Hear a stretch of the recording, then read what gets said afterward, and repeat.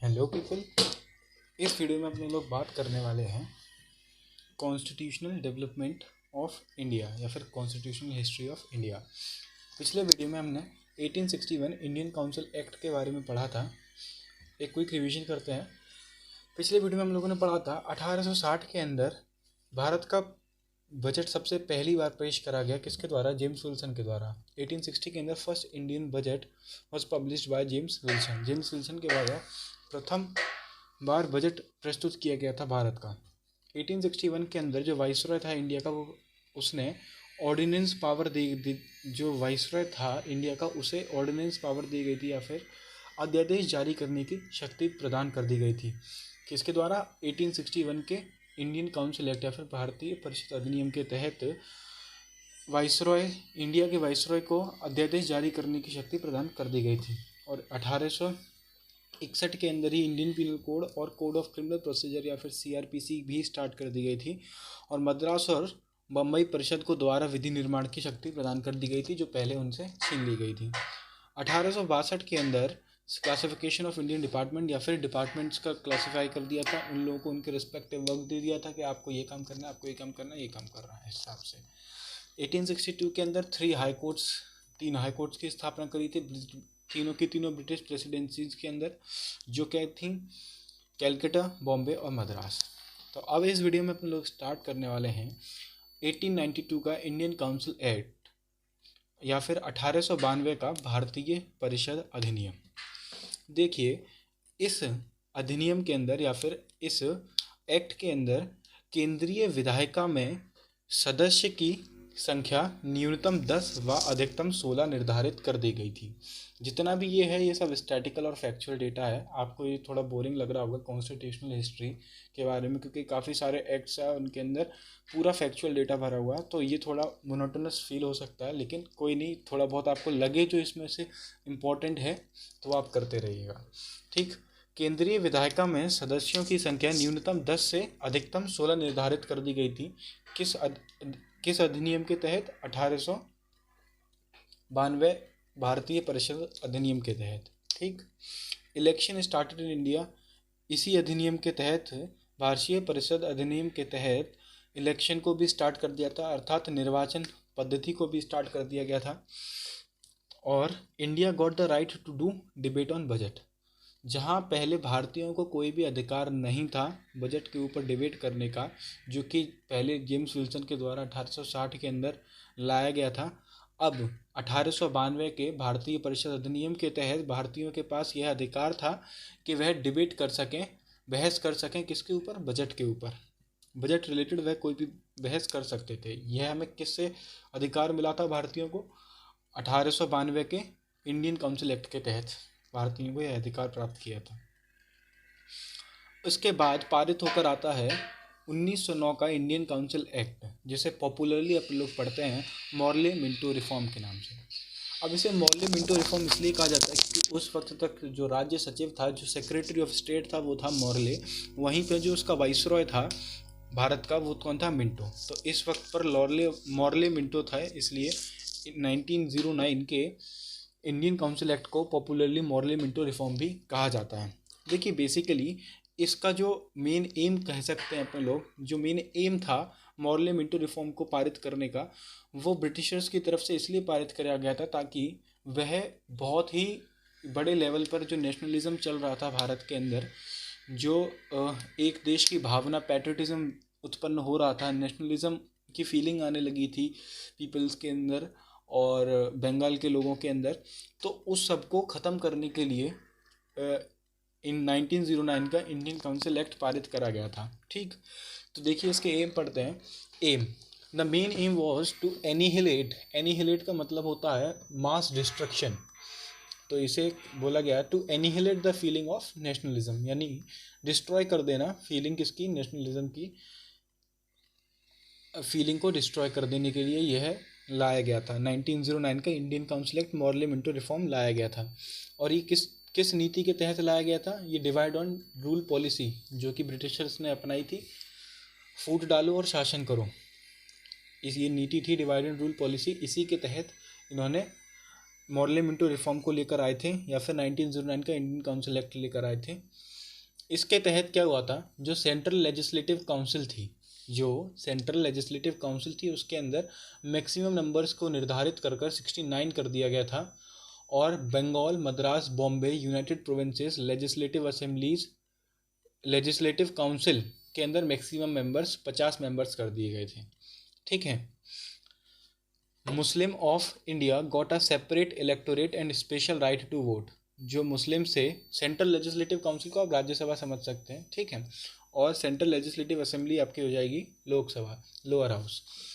Muslims of India got a separate electorate and special right to vote. अब देखिए कि जैसे मैंने आप लोगों को बताया कि ये फूट डालो और शासन करो की नीति के तहत आया था, डिवाइड एंड रूल पॉलिसी के तहत आया था मॉडल मिंटो रिफॉर्म, या फिर 1909 का इंडियन काउंसिल एक्ट। तो अपने लोग जानते ही हैं कि भाई फूट तभी डाल पाएंगे जब हिंदू और मुस्लिम को अलग करेंगे।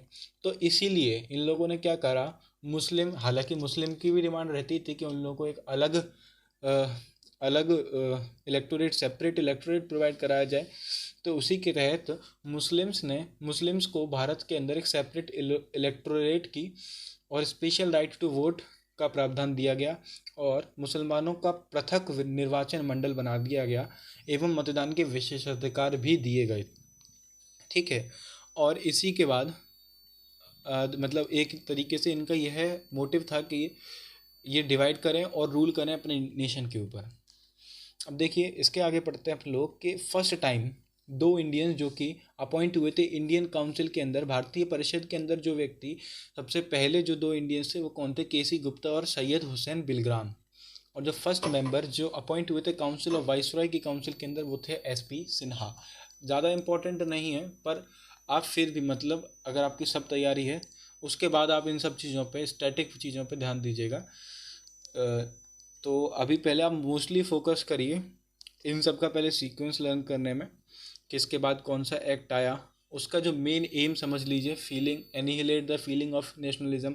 ऐसे ही इंडिविजुअल जो एक्ट है उसके अंदर जो सोल है, उसका जो सेंटर है उस एक्ट का, जिसके लिए वो पारित करा गया था, आप उसे लर्न कर लीजिए। बाकी चीज़ें धीरे धीरे रिवीजन के साथ तैयार हो जाएंगी। अब देखिए 1909 के बाद 10 साल बाद, 1909 में जब मॉडल मिंटो रिफॉर्म आया उसी के 10 साल बाद 1919 के अंदर इंडियन काउंसिल एक्ट, जिसे अपने लोग पॉपुलरली मॉन्टेग-चेम्सफोर्ड रिफॉर्म भी कहते हैं, मॉन्टेग-चेम्सफोर्ड रिफॉर्म। ठीक, इसे क्यों कहते हैं? मॉन्टेग कौन थे उस वक्त? राज्य सचिव थे या फिर सेक्रेटरी ऑफ स्टेट थे, और चेम्सफोर्ड कौन थे? वाइसरॉय थे उस वक्त में। तो इसीलिए 1919 का ये इंडियन काउंसिल एक्ट को मॉन्टेग-चेम्सफोर्ड रिफॉर्म भी कहा जाता है। अब इसके अंदर क्या हुआ था, जो सेक्रेटरी ऑफ स्टेट थे, जो राज्य सचिव थे, उनकी एक काउंसिल जो थी, उन दोनों के जो पहले भत्ते थे वो किसके द्वारा दिए जाते थे? भारतीय राजस्व में से दिए जाते थे, यानी इंडियन रेवेन्यू में से इन लोगों का पेमेंट किया जाता था। लेकिन 1919 के इंडियन काउंसिल एक्ट के तहत इनकी जो भत्ते थे, इनका जो पेमेंट था वो फिर से इंग्लैंड रेवेन्यू से स्टार्ट कर दिया गया था, या फिर इंग्लैंड ही अब इनका पेमेंट किया करती थी। इन इंडियन काउंसिल, इंडियन जो भारतीय परिषद थी, उसके अंदर मिनिमम 8 मेंबर्स की और मैक्सिमम 12 मेंबर्स की संख्या निर्धारित कर दी गई थी 1919 के इंडियन काउंसिल एक्ट के तहत। और first time the process of direct election started, और पहली बार जो डायरेक्ट इलेक्शंस की जो प्रोसेस थी वो स्टार्ट हुई 1919 के इंडियन काउंसिल एक्ट के तहत। First time women got the voter right, और वुमेन्स को वोटर राइट मिला था 1919 के इंडियन काउंसिल एक्ट के तहत, या फिर मॉन्टेग-चेम्सफोर्ड रिफॉर्म के तहत। To help secretary of state, जो सेक्रेटरी ऑफ स्टेट था यानी कि जो राज्य सचिव था, उसकी सहायता करने के लिए एक नई पोस्ट की स्थापना करी गई थी, और उस पोस्ट का नाम क्या था? High commissioner. हाई कमिश्नर की पोस्ट का निर्माण करा गया था। अब देखिए केंद्र के अंदर द्विसदनीय विधायिका शुरू की गई। द्विसदनीय विधायिका आप समझ सकते हैं, बाई कैमरल लेजिस्लेचर। केंद्र के अंदर, सेंटर के अंदर द्विसदनीय विधायिका की स्थापना करी गई, यानी बाई कैमरल लेजिस्लेचर की स्थापना करी गई।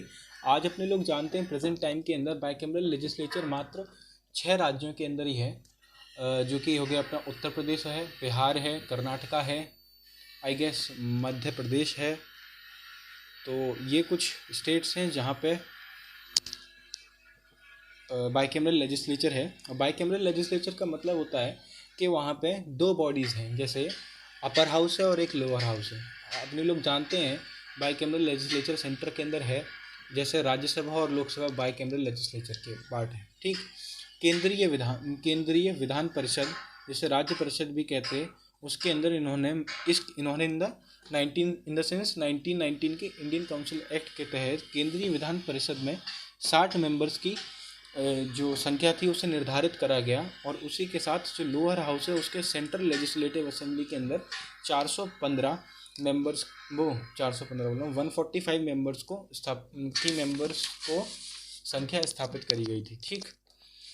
अ diarchy in provinces was abolished, diarchy in provinces was applied. देखिए, पहले हम लोगों ने पढ़ा था कि बंगाल के अंदर डायरकी लगाई गई थी। अब इसके बाद अब प्रोविंसेस यानी प्रांतों के अंदर द्वैध शासन को इम्प्लीमेंट कर दिया गया था।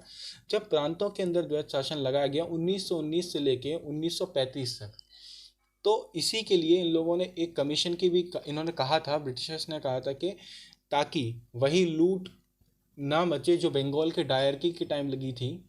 जब डायरकी बंगाल के अंदर जब द्वैध शासन बंगाल के अंदर लगा हुआ था, तो जिस प्रकार का लूट और जिस प्रकार की का जो ड्रेन वेल्थ हुई थी, वेल्थ ड्रेन जो हुआ था,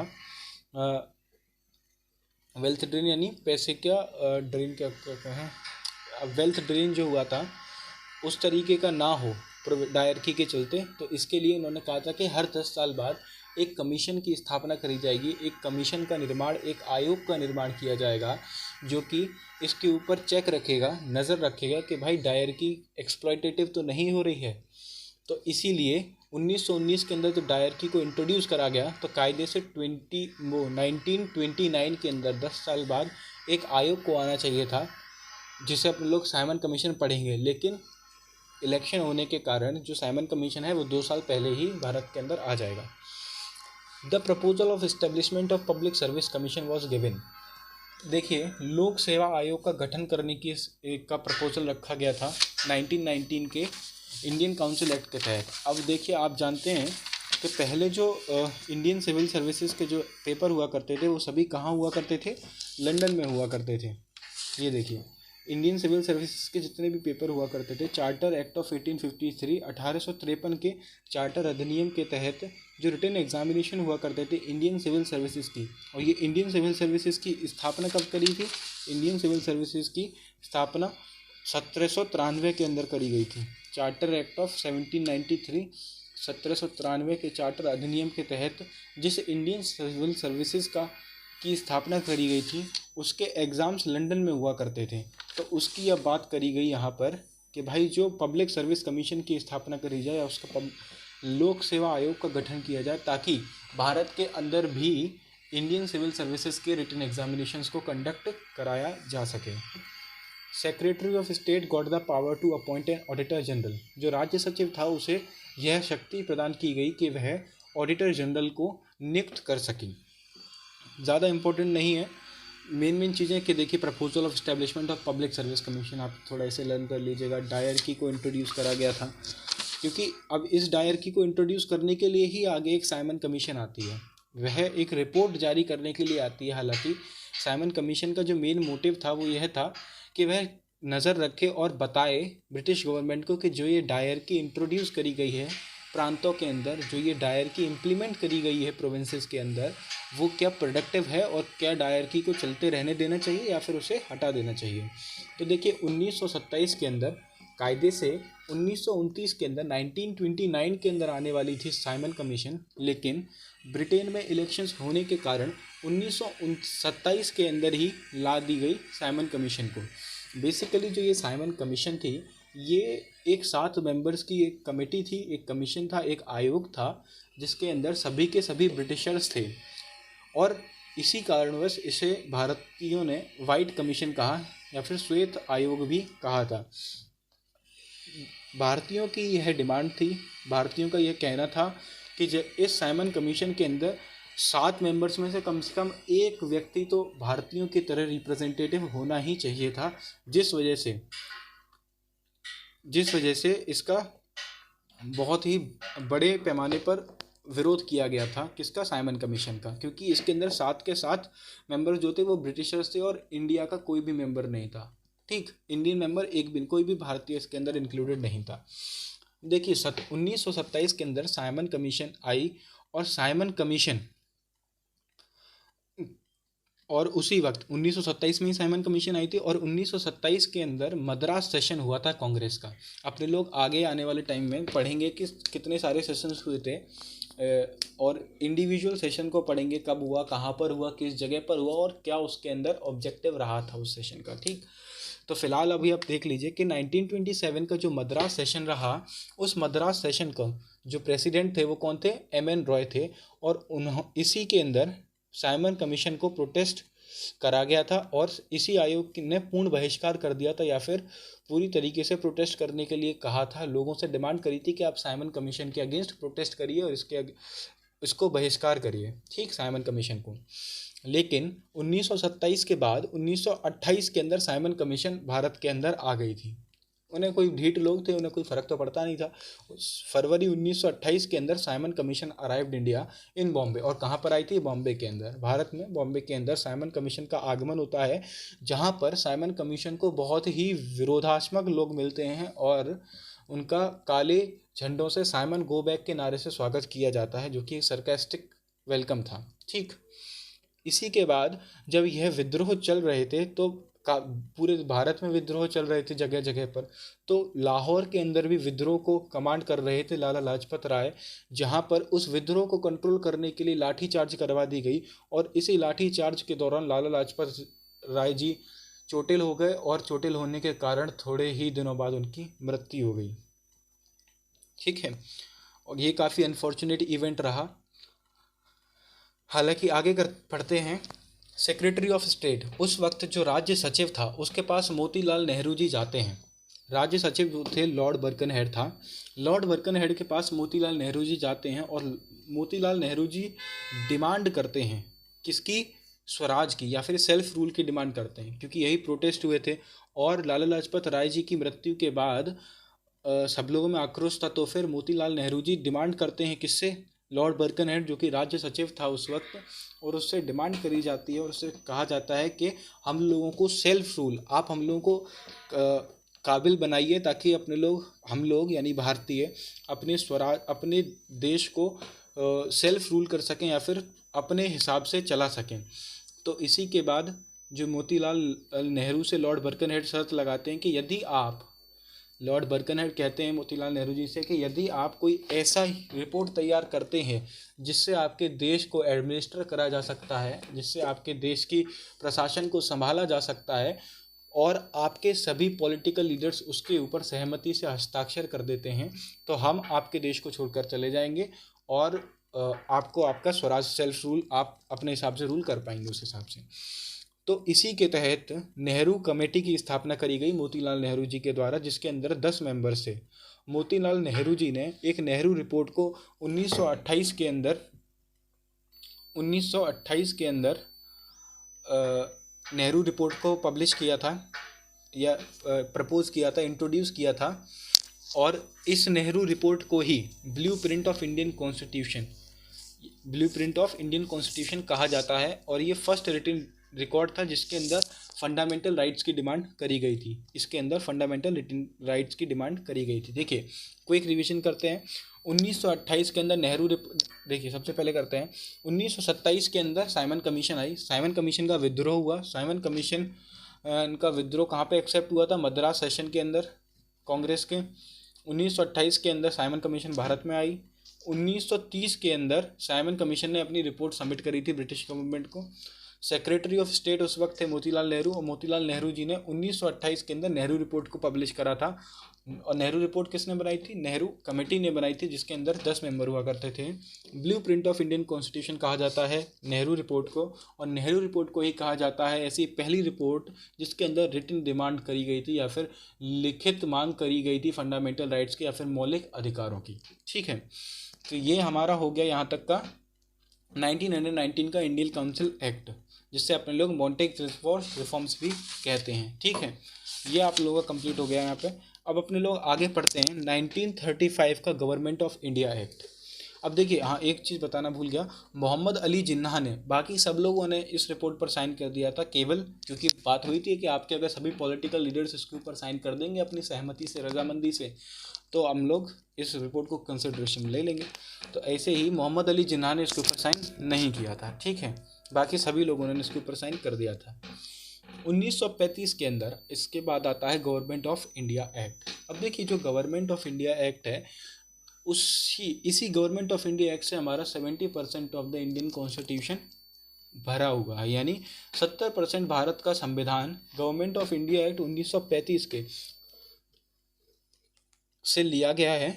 और देखिए, इसके अंदर 14 पार्ट हैं, 14 भाग हैं, 10 शेड्यूल्स हैं और 321 आर्टिकल्स हैं इसके में से, ठीक। तो इसलिए हम लोग कहते हैं कि सबसे ज़्यादा बड़ा पोर्शन 1935 का गवर्नमेंट ऑफ इंडिया एक्ट से ही लिया गया है, क्योंकि अब यहाँ पे डिमांड वगैरह होने लगी थी, स्वराज की, सेल्फ रूल की, नेहरू रिपोर्ट भी रिलीज़ कर दी गई थी, तो एक काफ़ी ज़्यादा अब ब्रिटिशर्स को लगने लगा था कि भाई थोड़ा मुश्किल हो जाएगा अब इंडियंस को संभालना। तो इसीलिए 1935 का गवर्नमेंट ऑफ इंडिया एक्ट आता है। और अपने लोग देखते हैं कि ऑल इंडिया यूनियन, या फिर इसी के तहत 1935 के अंदर गवर्नमेंट ऑफ इंडिया एक्ट के तहत ऑल इंडिया यूनियन का गठन करा जाता है। Dyarchy of provinces was abolished and dyarchy in centre was applied. जो प्रांत के अंदर द्वैध शासन था उसे समाप्त कर दिया गया था, और जो द्वैध शासन सेंटर पे था उसे लगा दिया गया था। 1935 के अंदर Supreme Court from Calcutta to Delhi, Supreme Court को शिफ्ट कर दिया गया था, जो पहले कैलकाटा में हुआ करता था उसे दिल्ली शिफ्ट कर दिया गया था। और दिल्ली के अंदर ही 1937 के अंदर फेडरल कोर्ट या फिर संघीय न्यायालय की स्थापना करी गई, जिसके अंदर एक चीफ जस्टिस और 6 अदर जजेस भी हुआ करते थे। 1935 के गवर्नमेंट ऑफ इंडिया एक्ट के तहत ही बर्मा को सेपरेट कर दिया गया था 1937 के अंदर भारत से, और 1 अप्रैल 1935 में रिजर्व बैंक ऑफ इंडिया की स्थापना करी गई, और powers is divided between union and provinces.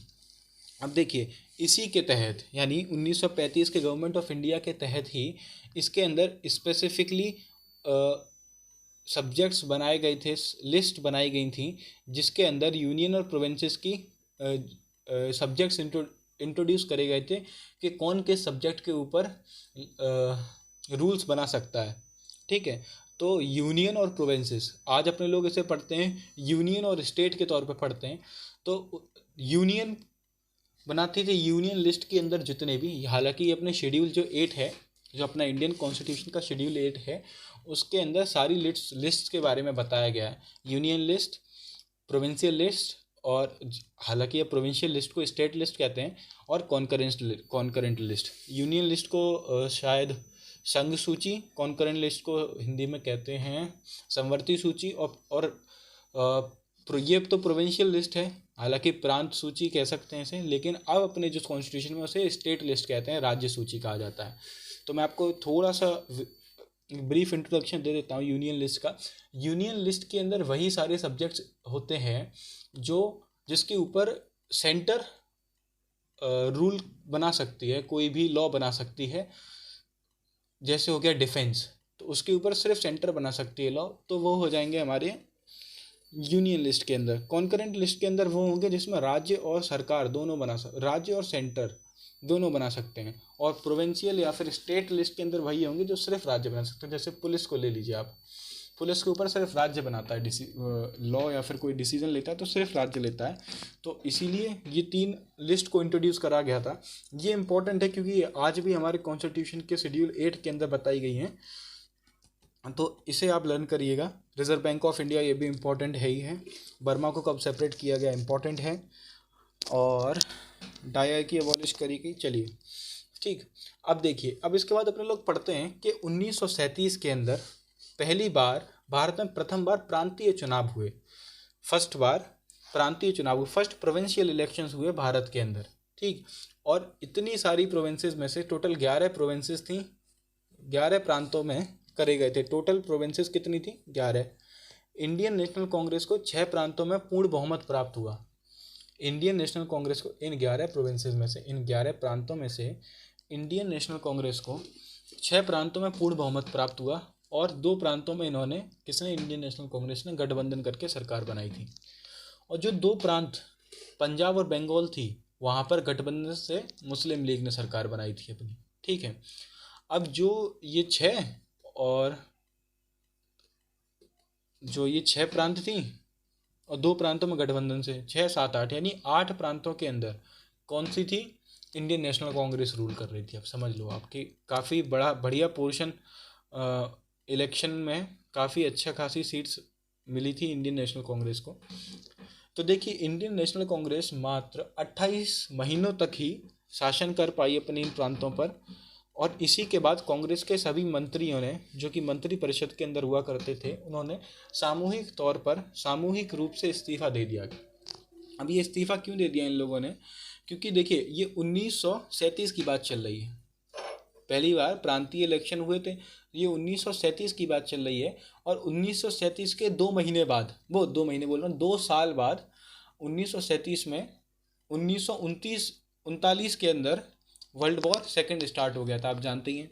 तो वर्ल्ड वॉर सेकंड स्टार्ट होने के बाद अंग्रेजों ने क्या करा कि कांग्रेस से बिना परामर्श लिए, कांग्रेस से बिना बात किए, बिना डिसीजन लिए उनकी तरफ से, उन्होंने भारत को वर्ल्ड वॉर का एक पार्ट बना दिया था, हिस्सा बना दिया था। ठीक, कांग्रेस की मर्जी के बिना भारतीय सेना को द्वितीय विश्व युद्ध में शामिल करना, जिस वजह से इन लोगों ने सामूहिक तौर पर इस्तीफा दे दिया गया था। और युद्ध के बाद भारतीय संविधान के निर्माण का प्रस्ताव अंग्रेजों द्वारा ठुकराया गया।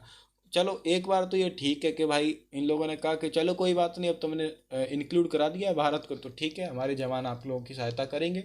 लेकिन इसके बाद जब इन लोगों ने कहा कि नहीं देखो, हम तभी आप लोगों की सहायता करेंगे वर्ल्ड वॉर सेकंड के अंदर जब आप हमें यह आश्वासन दोगे कि भारतीय संविधान का निर्माण करने के लिए निर्माण करा जाएगा जब युद्ध खत्म हो जाएगा, सेकेंड वर्ल्ड वॉर खत्म हो जाएगा। तो उन्होंने वो भी मना कर दिया।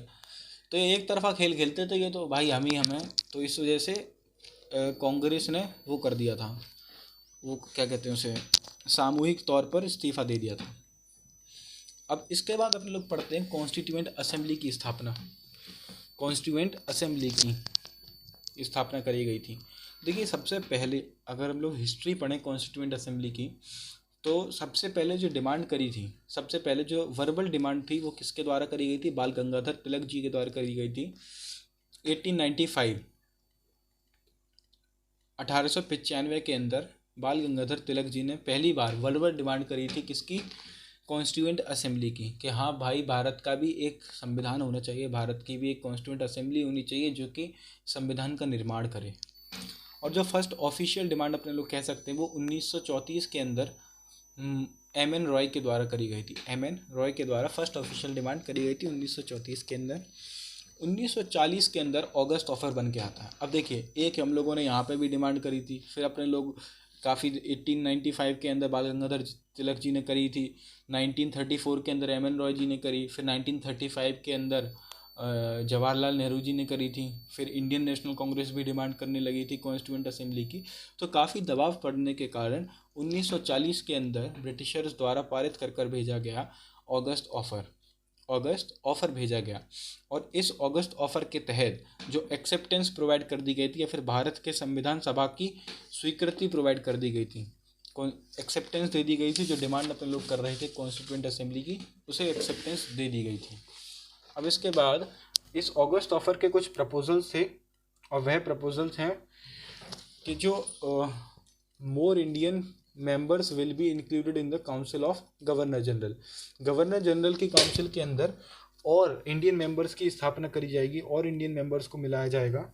अब war advisory council will be established, एक वॉर एडवाइजरी की भी स्थापना करी जाएगी भारत के अंदर। After second world war Indians will be given self rule, और द्वितीय विश्व युद्ध के बाद भारतीयों को स्वराज दे दिया जाएगा। देखिए, स्वराज होता है, इंडिपेंडेंस और स्वराज में अलग फ़र्क होता है। ठीक है, स्वराज होता है सेल्फ रूल, मतलब कि भाई मैं अपने हिसाब से रूल करूँगा, लेकिन मैं अधीन रहूँगा ब्रिटिशर्स के। रूल मैं अपने आप करूँगा, लेकिन मैं अधीन रहूँगा ब्रिटिशर्स के। और इंडिपेंडेंट होता है कि भाई मैं शासन तो अपने आप करूँगा ही, मैं रूल तो अपने आप करूँगा ही, पर उसके बाद ब्रिटिश गवर्नमेंट का मेरे ऊपर कोई भी हक नहीं होगा, कोई भी उसके ऊपर मैं बाध्य नहीं होऊंगा, सोवरेन बन जाऊंगा, एक तरीके से कह सकते हैं। इंडिपेंडेंट का मतलब सोवरेन, मेरे सारे डिसीजन खुद के होंगे, कोई एक्सटर्नल पावर मेरे को मैनिपुलेट नहीं कर सकते डिसीजन लेने के लिए, और मेरी अपने डिसीजंस की वैल्यू होगी, एक तरीके से ये कह सकते हैं। तो स्वराज की बात चल रही। तो यहाँ पे जब पता चलता है कि ऑगस्ट ऑफर ये डिमांड कर रहा है कि भाई आप लोगों को स्वराज दे दिया जाएगा, तो जवाहरलाल नेहरू कहते हैं कि भाई हम यहाँ पर इंडिपेंडेंस की बात कर रहे हैं और तुम लोग अभी भी स्वराज पर पड़े हुए हो। तो ऐसे ही अगस्त ऑफर को रिजेक्ट कर दिया गया, किसके द्वारा? दोनों, कांग्रेस के द्वारा और मुस्लिम लीग के द्वारा। क्योंकि कांग्रेस डिमांड कर रही थी इंडिपेंडेंस, कांग्रेस स्वराज पे तो टिकी नहीं रही थी, उसे इंडिपेंडेंस से नीचे कुछ चाहिए ही नहीं था। और मुस्लिम लीग को भाई आप जानते ही हो, पाकिस्तान से नीचे कुछ नहीं चाहिए था। तो दोनों ने रिजेक्ट कर दिया किसे? अगस्त ऑफर को। और जवाहरलाल नेहरू जी ने इस अगस्त ऑफर को arrested nail on the door, arrested nail, दरवाजे पर लगी हुई जंग लगी हुई कील कहा, के समान कहा, ठीक है, arrested nail on the door. अब protest against August offer in 1940, और जो ये 1940 के अंदर जो ये ऑगस्ट ऑफर आया था, इसी के अगेंस्ट विद्रोह करते हुए गांधी जी ने व्यक्तिगत सत्याग्रह स्टार्ट करा था, ठीक है, व्यक्तिगत सत्याग्रह करने को कहा था, स्टार्ट करा था गांधी जी ने। और जो प्रथम सत्याग्रही थे जिन्होंने इंडिविजुअल सत्याग्रह स्टार्ट करा, वो कौन थे? विनोबा भावे। इन्होंने कहाँ से? पवनार आश्रम से, जो कि महाराष्ट्र के अंदर है, वहाँ से 17 अक्टूबर 1940 के अंदर इंडिविजुअल सत्याग्रह या फिर व्यक्तिगत सत्याग्रह स्टार्ट किया था, और विनोबा भावे प्रथम सत्याग्रही थे। और जो सेकंड सत्याग्रही थे वो कौन थे? पंडित जवाहरलाल नेहरू जी, ठीक, इन्होंने दूसरे नंबर पे इंडिविजुअल सत्याग्रह स्टार्ट किया था। और इंडिविजुअल सत्याग्रह को ही क्या कहा जाता है? दिल्ली चलो आंदोलन कहा जाता है, ठीक है। अब देखिए, अपने लोगों ने पढ़ा कि 1940 के अंदर हमारा क्रिप्स मिशन आया, वो क्रिप्स मिशन बोलता हूँ, ऑगस्ट ऑफर आया। ऑगस्ट ऑफर ने हमारे सामने डिमांड रखी कि भाई आप लोगों को स्वराज दे दिया जाएगा, और आपके लिए एडवाइजरी कमेटी की स्थापना करी जाएगी, और भी दो चार चीज़ें ऐसे ही करके। तो इस सब को हटा दिया किसने? कांग्रेस ने एक्सेप्ट नहीं किया, मुस्लिम लीग ने एक्सेप्ट नहीं किया, क्योंकि अब लोगों के अंदर थी भाई नेशनलिज्म। अब उन्हें लग रहा था कि अब ब्रिटिशर्स दब रहे हैं, तो इन्हें हटाओ, हुई अब इन्हें स्वराज वराज का सिस्टम ही हटाओ, अब हमें चाहिए इंडिपेंडेंस, अब हमें चाहिए फुल इज्जत, समझ रहे हो? वैसे ही। तो अब अपने लोग देखते हैं कि 1940 के अंदर ऑगस्ट ऑफर आया, और ऑगस्ट ऑफर आने के 2 साल बाद आता है क्रिप्स मिशन, 1942 का क्रिप्स मिशन आता है। और इसके अंदर इसे गांधी जी ने क्या कहा? पोस्ट डेटेड चेक कहा। गांधी जी ने इस क्रिप्स मिशन को पोस्ट डेटेड चेक कहा। अब अपने लोग पढ़ेंगे आगे कि क्यों कहा था। पंडित जवाहरलाल नेहरू जी ने इसे कहा post dated cheque of a sinking bank, एक डूबती हुई बैंक का पोस्ट डेटेड चेक कहा। किसने? जवाहरलाल नेहरू जी ने कहा। अब अपने लोग पढ़ते हैं कि इसके प्रपोजल्स थे कुछ, इसकी कुछ शर्तें थीं, जिस वजह से गांधी जी ने इसे पोस्ट डेटेड चेक कहा, क्योंकि इसकी भी शर्तें, इसका मतलब कुछ ऐसी रही होंगी जो भारतीयों को पसंद नहीं आई होंगी। तो कुछ इसकी प्रपोजल्स थे, वो कौन से थे? आफ्टर वर्ल्ड वॉर, जो वर्ल्ड वॉर सेकेंड चल रही थी, क्योंकि 1929 से 1935 तक चली, 45 तक चली है, ठीक है, अपनी वर्ल्ड वॉर सेकेंड। तो ये 1942 के अंदर आया है, 1942 के अंदर आया है क्रिप्स मिशन। तो आफ्टर वर्ल्ड वॉर ख़त्म होने के बाद एक न्यूली इलेक्टेड कॉन्स्टिट्यूएंट असेंबली, एक नई इलेक्टेड कॉन्स्टिट्यूएंट असेंबली की स्थापना करी जाएगी। किसके लिए?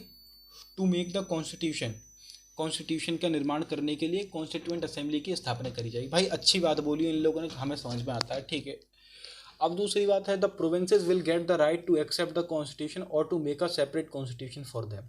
अब देखिए, अब इन्होंने कहा कि जो प्रांत थी, उन प्रांतों को अधिकार दिया जाएगा कि वह चाहें तो जो ये कॉन्स्टिट्यूएंट असेंबली जो कॉन्स्टिट्यूशन का निर्माण करेगी, या तो वह इस कॉन्स्टिट्यूशन को स्वीकार कर सकती हैं, और वरना वह अपना स्वयं का भी कॉन्स्टिट्यूशन बना सकती हैं। तो कहीं ना कहीं यहाँ से यह दर्शाया गया, या फिर यह पता चलता है कि भाई एक तरीके से, इस तरीके से तो भारत के टुकड़े हो जाते हैं। फिर काफ़ी सारी प्रांतों, क्योंकि नेशनलिज्म कितनी भी हो, अब अब मतलब कहते हैं ना कि अपनी ज़मीन सबको प्यारी होती है। तो अब ऐसा थोड़ी है कि अब कोई कल को हमसे कहने, अब मान लीजिए कल को पाकिस्तान क्या ही कहेगा, अब कल को हमसे बोलने लगे, यूएसए हमसे बोलने लगे कि आप भारत के हैं, आप हमारे में मिल जाइए। ऐसे कैसे मिल जाइए भाई? तो ऐसे ही जो प्रोविंसेस थी, अब उसमें से भी फिकल माइंड हो सकता है लोगों के, भाई कह सकते हैं कि भाई हम अपना कॉन्स्टिट्यूशन बनाएंगे, हम अपना अलग राज्य चलाएंगे, हम आपका एक्सेप्ट नहीं करेंगे। जब यह राइट प्रोवाइड कराया गया तो ये थोड़ी गलत बात लगी। और इसके बाद after world war an all India union will be establish. चलो ठीक है, Indian Muslim will get the right to join that union और नॉट। अब जो ये यूनियन होगा, हमारे इंडियन यूनियन होगा, यानी भारत में रहने का या ना रहने का डिसीजन दे दिया गया मुस्लिम लीग को। Until the constitution of India is completed, जब तक कि कॉन्स्टिट्यूशन भारत का कंप्लीट नहीं होता तब तक इंडियन एडमिनिस्ट्रेशन को किससे रन करा जाएगा? ब्रिटिश गवर्नमेंट के द्वारा रन कराया जाएगा। अब क्रिप्स मिशन को भी रिजेक्ट कर दिया गया था, किसके द्वारा? मुस्लिम लीग और कांग्रेस के द्वारा। भाई क्योंकि कांग्रेस मतलब उन्होंने देख लिया था कि भाई right to accept the constitution और make the separate constitution for them, तो इस वजह से उन्हें कहा कि भाई नहीं, हम नहीं मानेंगे। अब 1942 के अंदर ही क्रिप्स मिशन आया, और इस क्रिप्स मिशन की कुछ ऐसी डिमांड्स जो भारतीयों को बिल्कुल पसंद नहीं आई, और इसी क्रिप्स मिशन के अगेंस्ट प्रोटेस्ट के अंदर इस गांधी जी के द्वारा क्विट इंडिया मूवमेंट स्टार्ट किया 1942 के अंदर। और 14 जुलाई 1942 के अंदर वार्धा के अंदर कांग्रेस की बैठक हुई थी, वर्धा के अंदर कांग्रेस की बैठक हुई थी, और उस बैठक के अंदर, उस मीटिंग के अंदर जो प्रपोजल था क्विट इंडिया मूवमेंट का वो रखा गया था और उसे एक्सेप्ट कर लिया गया था कांग्रेस के द्वारा।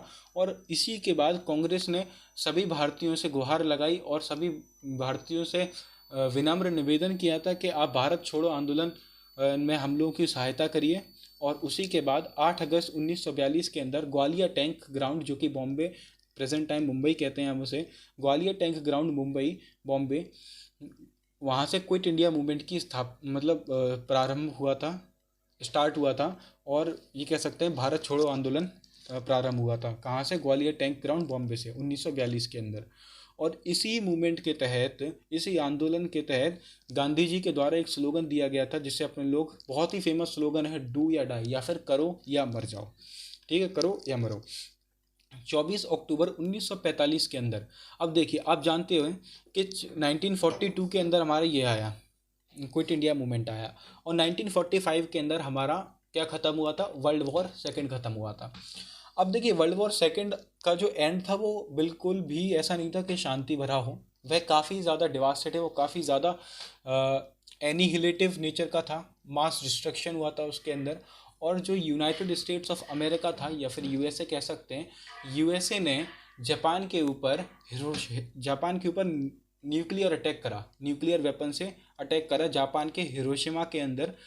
1945 के अंदर जब यह अटैक करा गया तो फिर ऐसी तैसी हो गई भाई जापान की, भाई बहुत बुरी हालत होगी जापान की उसके बाद, और जापान ने अल्टीमेटली सरेंडर कर दिया। और उसके बाद जब यह न्यूक्लियर अटैक हुआ, इस न्यूक्लियर अटैक के बाद एक ऑर्गेनाइजेशन, एक संस्था की स्थापना करी गई थी, ताकि जो वर्ल्ड वॉर सेकेंड के दौरान जो ये डिस्ट्रक्शन हुआ था, जो इतने बड़े लेवल पर डिस्ट्रक्शन हुआ, ये न्यूक्लियर वेपन्स वगैरह, और ये डिस्टर्बेंस हुआ, ये डिस्ट्रक्शन हुआ, अशांति फैली, इनह्यूमन एक्ट हुए, और इस सब को देखने के लिए, ताकि ऐसा डिस्ट्रक्शन या ऐसी अशांति इंटरनेशनली कभी ना फैले, तो उसके लिए एक संस्था की स्थापना करी गई 1945 के अंदर, जिसने यूनाइटेड नेशंस ऑर्गेनाइजेशन कहा जाता है। ठीक, यूएनओ कहते हैं। ठीक है, अब देखिए इसके बाद 1946 के अंदर आता है कैबिनेट मिशन प्लान। अब क्या होता है कि यूनाइटेड नेशंस ऑर्गेनाइजेशन का अल्टीमेट गोल यही था कि भाई पीस सेटअप करना और इनह्यूमन एक्टिविटीज़ को रोकना, ऐसे ही 2-4 चीज़ें। ठीक है, मॉरल चीज़ों के ऊपर ध्यान देना एक तरीके से। तो और इसी टाइम पे क्या होता है कि इंटरनेशनल प्रेशर भी बन रहा होता है ब्रिटेन के ऊपर, और ये यूएनओ भी बोलता है कि भाई नहीं, अब आप इंडिया को वो करो, अब आप इंडिया को सेल्फ इंडिपेंडेंट बनाओ और उन्हें अपना शासन खुद चलाने की शक्ति प्रदान करो। अब 1946 के अंदर आता है कैबिनेट मिशन प्लान, और इस कैबिनेट मिशन प्लान, ये वही मिशन प्लान है जिसके तहत कॉन्स्टिट्यूएंट असेंबली के इलेक्शंस हुए थे। पढ़ते हैं, जो ये पीएम थे ब्रिटेन के उस वक्त, जो पीएम थे जिस वक्त कैबिनेट मिशन प्लान आया, उस वक्त जो पीएम थे वो थे क्लीमेंट एटली। क्लीमेंट एटली ने एक कमीशन बनाई या एक टीम बनाई जिसके अंदर 3 लोग थे, और इन 3 लोगों के आधार पर ही, इन 3 लोगों के रिकमेंडेशन पर ही कैबिनेट मिशन प्लान को लाया गया। और इसके जो 3 मेंबर्स थे वो कौन थे? स्टैफोर्ड क्रिप्स, AB अलेक्जेंडर और पेंथिक लॉरेंस। और इसी कैबिनेट मिशन प्लान के तहत 1 जुलाई 1946 के अंदर first election for constituent assembly were held. Constituent assembly के लिए सबसे पहली बार इलेक्शंस कराए गए थे। देखिए टोटल मेंबर्स थे 389 मेंबर्स थे कॉन्स्टिट्यूएंट असेंबली के अंदर, और उसमें से 392 ब्रिटिश प्रोविंसेस थे, ब्रिटिश प्रोविंसेस से थे, 93 प्रिंसली स्टेट से थे और 4 ब्रिटिश कमिश्नरी से आने थे। ठीक है, तो देखिए जो इलेक्शन हुआ था वो सिर्फ 296 सीट्स पर हुआ था, 296 सीट्स पर, यानी कि ब्रिटिश प्रोविंसेस जितनी भी थी और ब्रिटिश कमिश्नरी, इन दोनों को जोड़ दो तो 296 हो जाएगा। तो ये ब्रिटिश जितनी भी ब्रिटिश टेरिटरी थी उसके अंदर हुए थे इलेक्शंस, और नॉमिनेशन हुआ था वो 93 सीट्स पर हुआ था, यानी प्रिंसली स्टेट्स पर जो कि प्रांत थी। प्रिंसली स्टेट को अपने लोग हिंदी में क्या कहते हैं, प्रिंसली स्टेट की भैया हिंदी नहीं आ रही है समझ, तो आप यहीं से देख लीजिए कि जो इलेक्शंस थे वो 296 सीट्स पर हुआ, और इन सीट्स के में से 208 सीट्स जीती थी इंडियन नेशनल कांग्रेस ने। मतलब इंडियन नेशनल कांग्रेस ने काफ़ी ज़्यादा मात्रा में सीट्स जीती। 73 सीट्स जीती थी मुस्लिम लीग ने, और 15 सीट जीती किसने, अदर, यानी और छोटे छोटे जो ग्रुप्स थे उन्होंने। तो सीट्स का मतलब समझिए कि पूरे मतलब अगर 296 सभी प्रांतों के अंदर, सभी ब्रिटिश प्रांतों के अंदर से 208 के अंदर इंडियन नेशनल कांग्रेस ने जीता और 73 मुस्लिम लीग ने जीती। ठीक है, अब देखिए हालांकि इनिशियल स्टेज पर कोई भी नॉमिनेशन नहीं करा गया था 73 स्टेट्स या फिर प्रिंसली स्टेट्स के द्वारा, क्योंकि प्रिंसली स्टेट्स तो ये कह रहे थे कि भाई हमें आना ही नहीं है, हम चाहते ही नहीं हमारा कॉन्स्टिट्यूशन, हम तो अपनी राज्य कर रहे हैं 6 साल से, हमारा अपना एक राज्य है, हम अपने लोगों के ऊपर हुकूमत चला रहे हैं, हम राजा हैं यहाँ के, हमें क्या करना एक कॉन्स्टिट्यूशन या फिर किसी भारत के किसी एक देश के अंदर मिलने से, हम तो अपना राज्य अलग चलाएंगे। तो इनिशियली इन लोगों ने कुछ नहीं करा, पर धीरे धीरे अवेयरनेस बढ़ती गई, और मतलब थोड़ी बहुत हालांकि डिप्लोमेसी भी करी थी अपने लीडर्स ने, वो अपने लोग आगे पढ़ेंगे। अब इसके बाद क्या होता है, जो वाइसरॉय होते हैं उस मूवमेंट में होते हैं लॉर्ड वेवल, और लॉर्ड वेवल के टाइम पर ही, और लॉर्ड वेवल ने ही एक अंतरिम सरकार की भी गठन करा, फर्स्ट इंटरिम गवर्नमेंट को भी कभी स्थापना करी गई थी 2 सितंबर 1946 के अंदर। ठीक है, यानी ये सब लोग अपने किसके अंदर पढ़ रहे हैं, कैबिनेट मिशन प्लान के अंदर, जो कि 1946 के अंदर आया था, जिसके तहत कॉन्स्टिट्यूएंट असेंबली के इलेक्शंस हुए थे, कॉन्स्टिट्यूएंट असेंबली का फॉर्मेशन हुआ। ठीक, और उसी के तहत फर्स्ट इंटरिम गवर्नमेंट की भी स्थापना करी गई थी, और जो उसके चेयरमैन थे कैबिनेट ऑफ इंटरिम गवर्नमेंट, अब ये पढ़ते हैं चेयरमैन थे हमारे लॉर्ड वेवल, और vice chairman minister of external affair, minister of Commonwealth affair थे Pandit Jawaharlal Nehru ji. Home information broadcasting minister थे Sardar Vallabh Bhai Patel, education minister C Rajagopalachari, food and agriculture minister doctor Rajendra Prasad, defence minister Sardar Baldev Singh, और labour minister Babu Jagjivan Ram, health minister Ghazanfar Ali Khan, industry minister John Mathai, law minister Jogendra Nath Mandal, finance minister Liaquat Ali Khan, port and mines minister HC भावा, और railway minister थे Aruna Asaf Ali, commerce minister थे IT Chundrigarh, और communication minister थे अपने अब्दुल राब निस्तार। ठीक, तो ये एक स्टैटिक डेटा था, आपको इनमें से मेरे ख्याल से जो लर्न करनी चाहिए वो है ये, तो देखिए सरदार Vallabh Bhai Patel, information broadcasting, home, education minister, food agriculture minister, defence minister, health minister, और फाइनेंस मिनिस्टर कर लीजिए, रेलवे मिनिस्टर कर लीजिए, कॉमर्स मिनिस्टर, सभी कर लो यार, आसान है। 3 मिनिस्टर्स ऑफ कॉन्स्टिट्यूएंट असेंबली, वो मिनिस्टर होगा। 3 मीटिंग्स हुई थी कॉन्स्टिट्यूएंट। अब देखिए कॉन्स्टिट्यूएंट असेंबली का निर्माण 1946 के अंदर हो चुका है। अब इसके बाद कॉन्स्टिट्यूएंट असेंबली की कुछ मीटिंग्स हुई, अब उसके अंदर इन लोगों ने कुछ डिसीजंस लिए, देखते हैं। देखिए फर्स्ट मीटिंग जो हुई थी 9 दिसंबर 1946 के अंदर हुई। उस वक्त जो अस्थायी या फिर टेम्प्रेरी चेयरमैन, अस्थायी अध्यक्ष बनाया गया वो डॉक्टर सच्चिदानंद सिन्हा को बनाया गया, और उसी के 2 दिन बाद 9 दिसंबर 1946 के अंदर हुई थी। उसी के 2 दिन बाद 11 दिसंबर 1946 के अंदर सेकंड मीटिंग करी गई, जिसके अंदर परमानेंट मेंबर बना दिया गया कैसे, डॉक्टर राजेंद्र प्रसाद को, और इसी के बाद जो चेयरमैन बनाए गए डॉक्टर HC मुखर्जी को चेयरमैन बना दिया गया था। अब इसके बाद थर्ड मीटिंग जो होती है वो 13 दिसंबर 1946 के अंदर होती है। ये देखो 9 को हुई, फिर 11 को हुई, फिर 13 को हुई, फिर 13 दिसंबर 1946 के अंदर थर्ड मीटिंग होती है, जिसके अंदर Pandit Jawaharlal Nehru presented objective resolution, Pandit Jawaharlal Nehru ji के द्वारा ऑब्जेक्टिव रेजोल्यूशन को इंट्रोड्यूस करा जाता है या फिर प्रेजेंट किया जाता है, प्रपोज किया जाता है, ठीक है। और इसी ऑब्जेक्टिव रेजोल्यूशन को क्या कहते हैं, प्रीएम्बल ऑफ इंडियन कॉन्स्टिट्यूशन। और इसी ऑब्जेक्टिव रेजोल्यूशन को जब ये मॉडिफाई हो गया था तो इसे ही प्रीएम्बल ऑफ इंडियन कॉन्स्टिट्यूशन कहा जाने लगा। इसके अंदर डिमांड थी कि भाई भारत अपना एक सॉवरेन स्टेट होगा, इसके अंदर सब लोगों को इक्वल अपॉर्चुनिटी, इक्वलिटी प्रोवाइड करी जाएगी, अखंडता होगी, और मतलब ऐसे ही समझ सकते हैं सोशल, वो कहते हैं ना, we people of India having so many resort to constitute India into sovereign social democratic republic and to secure all its citizen वगैरह वगैरह। प्रीएम्बल टाइप था जो यहीं से लिया गया, ऑब्जेक्टिव रेजोल्यूशन से लिया गया, इसे हल्का सा मॉडिफाई करा और प्रीएम्बल ऑफ इंडियन कॉन्स्टिट्यूशन बना दिया गया, ठीक है। तो 1946 13 दिसंबर 1946 के अंदर जवाहरलाल नेहरू जी ने ऑब्जेक्टिव रेजोल्यूशन को पास किया था। ये सिर्फ आप थोड़ा सा पढ़ रहे हो, जब आप डिटेल में पढ़ोगे ना, अभी पीछे आप पढ़ोगे डिटेल में, आपको सब क्लियर हो जाएगा। 20 फरवरी 1947 के अंदर डिक्लेरेशन ऑफ इंडियन इंडिपेंडेंस। अब देखिए बहुत ही खुशी का दिन आया अपने लोगों के लिए, वो था declaration of India independence. Indian independence की, भारतीय स्वतंत्रता की घोषणा हुई 20 फरवरी 1947 के अंदर। किसके द्वारा? प्रधानमंत्री ब्रिटेन के का जो प्रधानमंत्री था उसके द्वारा, जो कौन था उस वक्त तक, क्लीमेंट एटली के द्वारा यह डिक्लेरेशन किया गया कि जाओ भारत आज के बाद स्वतंत्र देश होगा। और ध्यान रखना भाइयों, ये क्या कहते हैं, स्वतंत्रता मिली नहीं, स्वतंत्रता छीनी जाती है, ठीक है, स्वतंत्रता हम लोगों ने छीनी है।